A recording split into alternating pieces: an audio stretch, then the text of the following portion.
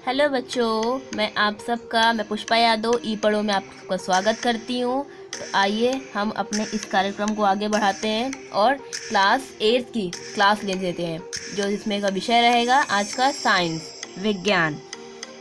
जैसे कि हम जानते हैं कि हमने ऑलरेडी 3 पार्ट कंप्लीट कर चुके हैं, यानी पहला, दूसरा, तीसरा। चौथे पार्ट का हम आधा पार्ट पूरा कर चुके हैं। तो आइए हम आज पढ़ते हैं पार्ट 2, जिसका वही नाम है पुराना, खनिज एवं धातु। खनिज मटेरियल एवं एंड धातु मीन्स मेटल। इसमें हमने आज का इसमें जो पहला टॉपिक पढ़ा, जो हमारा लास्ट टॉपिक था वो था चालकता। चालकता के बाद हम अब ये पढ़ते हैं धातुओं की ऑक्सीजन से अभिक्रिया कराते हैं तो क्या बनता है और कैसे कराते हैं। जैसे कि बच्चों, कोई धातु ऑक्सीजन के साथ अभिक्रिया कर उच्च गलनांक वाला यौगिक निर्मित करती है। यह यौगिक जल में विलय है। यह तत्व कैल्शियम है और कैल्शियम ऑक्सीजन के साथ अभिक्रिया कर कैल्शियम ऑक्साइड बनाता है, जो जल के साथ अभिक्रिया कर कैल्शियम हाइड्रोक्साइड बनाता है, जो जल में बिल्कुल भी घुलनशील है। हमने देखिए इसमें आपको उदाहरण भी दिया है, जैसे Na का मतलब सोडियम। तो हमने क्या किया, Na को ऑक्सीजन से अभिक्रिया कराया। तो हमने देखो कराया, इसमें हमने यहाँ पे 4Na लिया, O2 लिया, जिसमें हमें बना क्या हमारे पास 2Na 2O2। अब देखो दोनों तरफ बैलेंस हो गया, बराबर हो गया हमारे पास।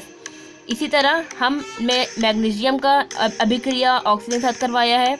हमने Mg मैग्नीशियम प्लस O2। तो हमने इसको जब अभिक्रिया कराया तो हमारे पास क्या आया 2MgO। फिर हमने वहाँ पे Mg का 2 ले लिया, जिससे हमारा बना पूरा करेक्ट 2MgO। आइए हम आगे बढ़ते हैं।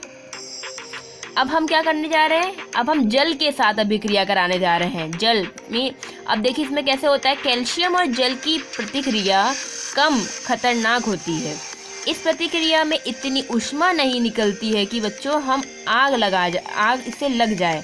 इसमें हाइड्रोजन के बुलबुले बनते हैं और इन बुलबुलों के कारण कैल्शियम पानी पर तैरने लगता है। जैसे देखिए कैल्शियम हमारे यहाँ पे सॉलिड स्टेट पे है और प्लस H2O पानी है, उसको हमने मिलाया तो हमारे पास क्या बना है Ca और O2 का होल ट्राइस, जो एक्वा में है पानी के रूप में, और H2 जो गैस बन के उड़ गई।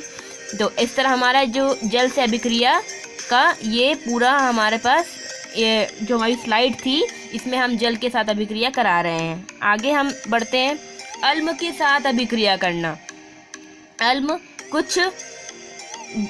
के यहाँ पे कुछ नियमित गुण दिए गए हैं बच्चों, जिसको हम बताने जा रहे हैं आपको। जैसे कि पहला है, अम्ल का pH मान 7 से कम होता है।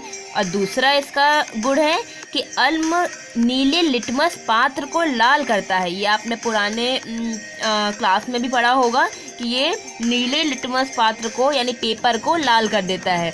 और अम्ल जल में अभिक्रिया करके हाइड्रोजन आयन देता है।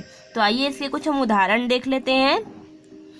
देखिए इसके उदाहरण में मैंने यहाँ पे आपको जिंक का उदाहरण दिया है। जिंक के साथ हाइड्रोक्लोरिक अम्ल की अगर अभिक्रिया हम जिंक क्लोराइड और हाइड्रोजन गैस बनता है। तो देखो कैसे बनता है। हमने जैसे कि एक अम्ल लिया यानी HCl ले लिया। अम्ल का मतलब बच्चों यहाँ पे एसिड है, तो हमने HCl लिया और प्लस जिन लिया, जिनमें हमें बना क्या जिन, यानी कि ZnCl2 बना और H2 हमारा उड़ गया।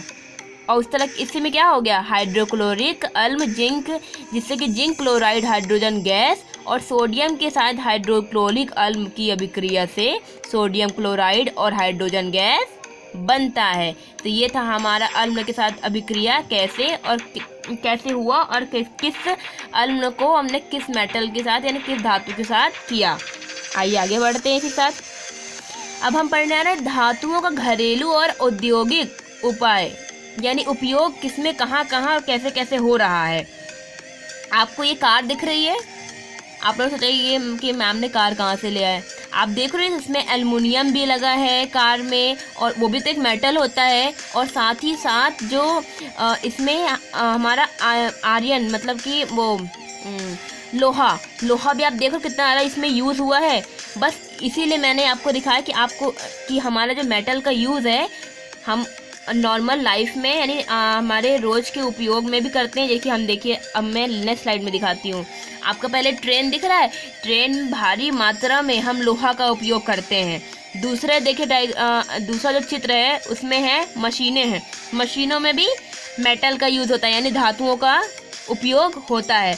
पहला देखिए आप वहाँ पे एल्युमिनियम वायर है यानी एल्युमिनियम का तार है, दूसरा कॉपर का तार है।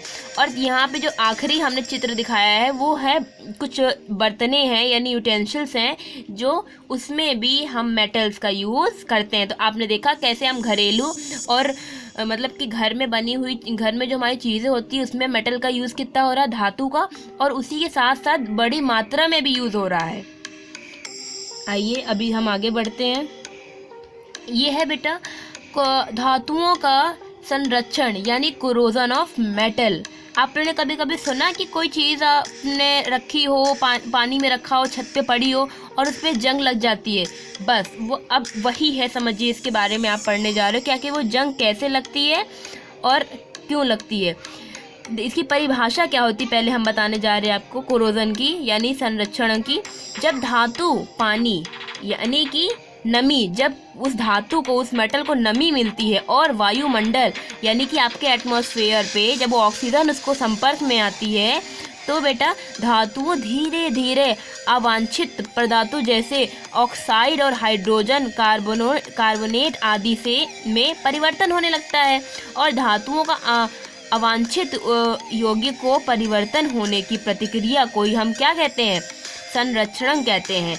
एक बार मैं फिर से रिपीट कर रही हूँ कि इसे क्या कहते हैं।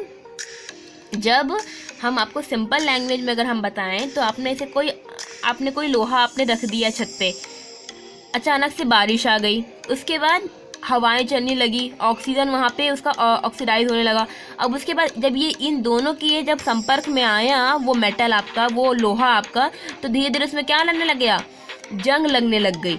अब जैसे कि हम दिखाते हैं आपको, एक चित्र मैं दिखाती हूँ। यहाँ देखिए, आपने देखा ट्रेन की पटरियाँ हैं या कोई नट ब्लूट है, वहाँ पे कैसी जंग लगा हुआ है।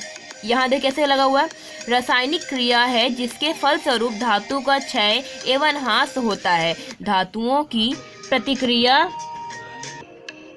मतलब इरोजन, क्षय क्रिया का यहाँ मतलब ये बच्चों बताया गया है इरोजन, जिनमें यांत्रिक कार्यक्रो और फलस्वरूप धातुओं को ह्रास होता है और इसी क्रिया से विभिन्न क्रियाएं होती हैं। आपने इसे मैंने बताया था ना कि हमने कोई भी अगर धातु हम बाहर पानी में जो उसको लगातार पानी मिलता रहे, उसमें पानी पड़ता रहे यानी इसको नमी मिलती रहे और साथ ही साथ उसको एटमॉस्फेयर को ऑक्सीजन मिलता रहे, जिससे क्या होता है तो इस तरह हमें क्या होता है, उन्हीं धातुओं में वो जंग लग जाता है, जिसको हम क्या बोलते हैं बच्चों, कोरोजन, जिसको हम पूरा बोलते हैं कोरोजन ऑफ मेटल यानी धातुओं का संरक्षण।